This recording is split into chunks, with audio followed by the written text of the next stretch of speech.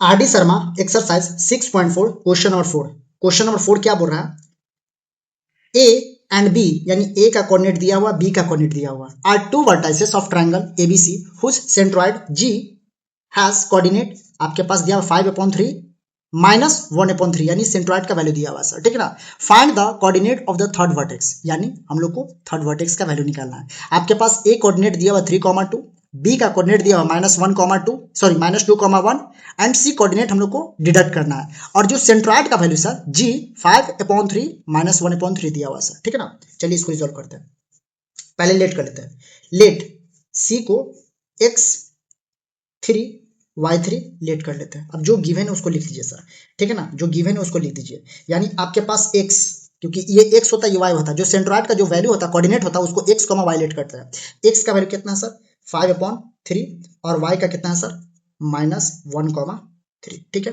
अब ये x1 अब लिख दीजिए, पहले लिख लीजिए x1 x2 x3 y1 y2 y3, ठीक है।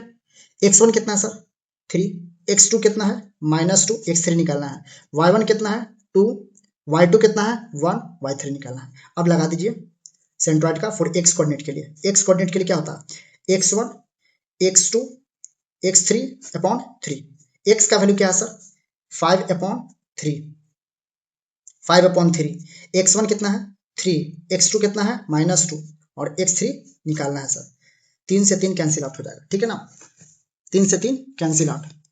अब ये कितना हो जाएगा 5, अब 3 में से 2 गया, एक इधर आएगा सर तो माइनस में होगा, ठीक है। x3 का वैल्यू कितना है सर x3 का वैल्यू 4 आएगा, x3 का वैल्यू 4 आया। अब y के लिए y1 plus y2 plus y3/3, ठीक है। y का वैल्यू कितना है -1/3, y1 का वैल्यू 2 है, y2 का वैल्यू 1 है और y3 निकालना है 3 कैंसिल आउट हो जाएगा सर। 2 1 3 इधर आएगा तो -3 हो जाएगा, -3 इक्वल्स टू y3। तो y3 का वैल्यू कितना है सर y3 का वैल्यू -4 आया। कितना है सर -4 आया, यानी जो हमारा थर्ड वर्टेक्स था x3 y3 4, -4 आया सर, 4, -4 आया। ये हमारा रिक्वायर्ड आंसर है। अब हम लोग क्वेश्चन नंबर 5 पर चलते हैं।